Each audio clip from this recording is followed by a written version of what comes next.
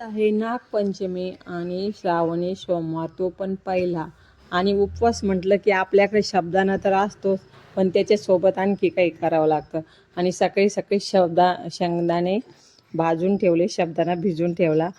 शेंगदाणे भाजल्यानंतर थंड होऊन दिले आणि त्याचा मिक्सरमधून कूट काढून घेतला आणि किती मोठा गूळ किसून घेतला आहे, तो सगळा एकत्र करून झाल्यावर त्यामध्ये घातलेला आहे आपलं घरचं गावरान तूप. आणि आता याचे होणार आहे शेंगदाण्याचे लाडू. तर हे सर्व मिश्रण एकत्र करून आज मी बनवले शेंगदाण्याचे लाडू. म्हणजे काय, उपवास असला तर रोजच्या जेवणात तरी भाजी पोळीच असते, पण उपवास असला तर वेगळं वेगळं वेगळं काहीतरी आपलं चालूच असतं. लाडू, केळी, आणखीन चिप्स वगैरे. तर उपवास म्हणजे काही नावाला उपवास असतो, पण सगळं खाऊन घ्यायचं. तर असं होतं आजचा व्हिडिओ. व्हिडिओ आवडल्यास सबस्क्राईब करा चॅनलला, कमेंट करा काहीतरी.